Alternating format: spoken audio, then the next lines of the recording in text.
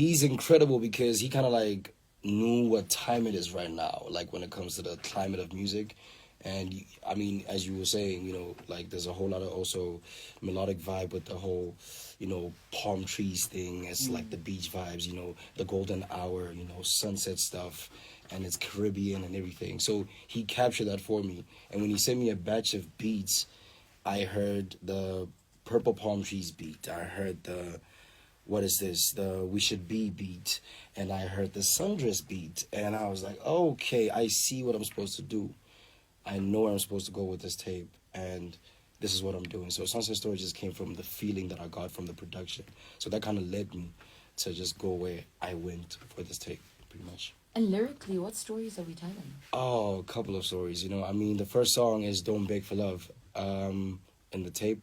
And pretty much in there, I'm just talking about how it's kind of crazy right now with the relationships and stuff, It's kind of like you got to show people to say, hey, I'm in a healthy relationship. I don't know. It's kind of crazy for me. And, I say in there, we feeding for the likes, but do we like ourselves, Because it's like right now we are in relationships for the feeds.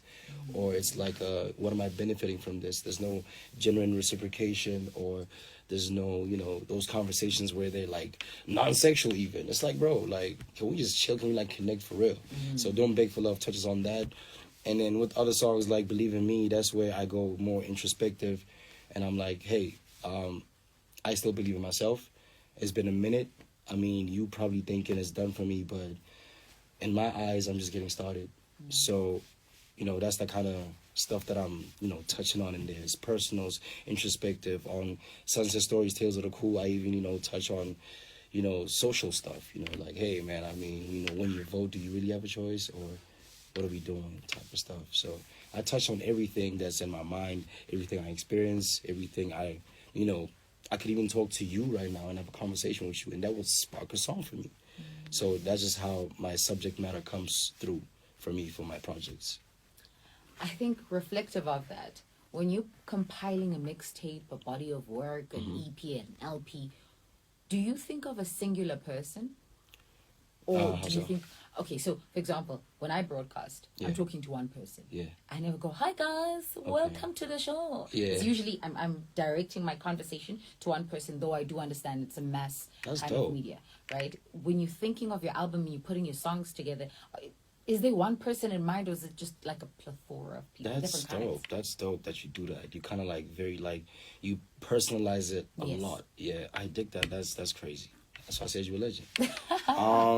For me, it depends. It depends on the subject matter for real. Because sometimes, okay, so for example, if it's Believe in Me, it's more personal, and I'm talking to a specific person that feels like me at that time, that feels like, man, I feel like people are sleeping, but I still think I can do this.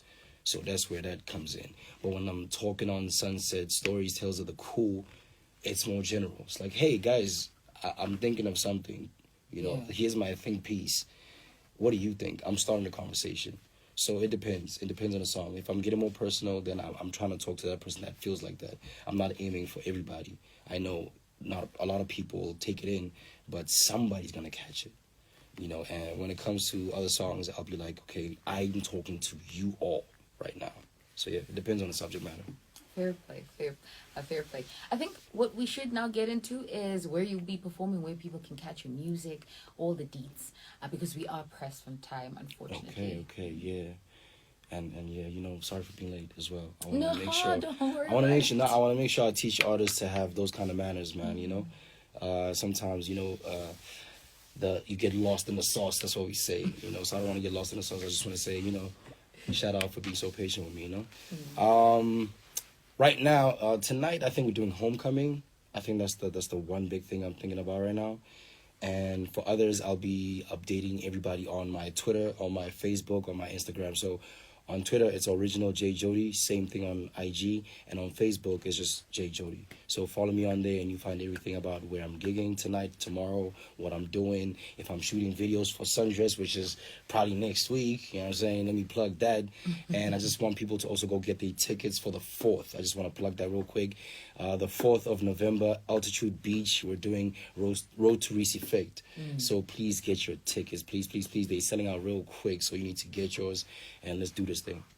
So the Road to Reece Effect, what's Reece Effect? The Reece Effect is like, I would say, I would compare it to, right now, I'm going to say it with my chest.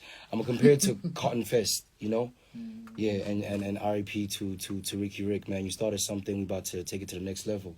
So right now we're doing Road to Reece Effect. This is saying, hey, we're back, you know, because this is post-pandemic, so let's go. You know, everything is open. Let's have fun again. Let's share music. Let's express ourselves. Let's communicate. You know what I'm saying? So, yeah. You know, in as much as you're saying that perhaps there are people who doubted your music, I beg to differ, because Twitter says a different story.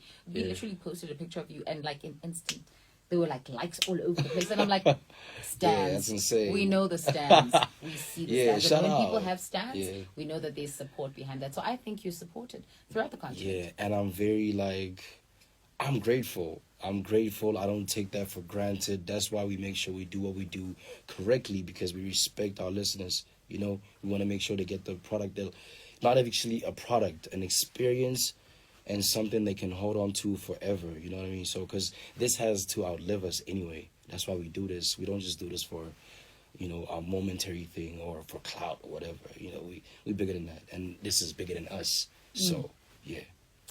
I want us to slip away from the conversation. I don't know if we'll have the privilege of just outroing with your song, but thank you so much for your time. Thank you for having me. Appreciate your presence on the show, and I really think I'm looking forward to seeing what you and the trio do as a collective, you know, just what you'll be putting out there as individuals and as conglomerates. I'm not too sure if we're going to be able to get into the song again. I want you to intro it. Okay. You know, then we'll get into the song. All right. What are we doing? Are we doing Sundress? Yes, we are. Okay, let's do it again. Hey, yo, this what's up? This is J Jody Labaralagasi one time. You know what it is, RCO season. And right now, it says Channel Africa, man. And you about to listen to Sundress featuring Uden Rams, Grammy winner, by the way, from RCR, man, produced by Sunday Beats. Stay tuned.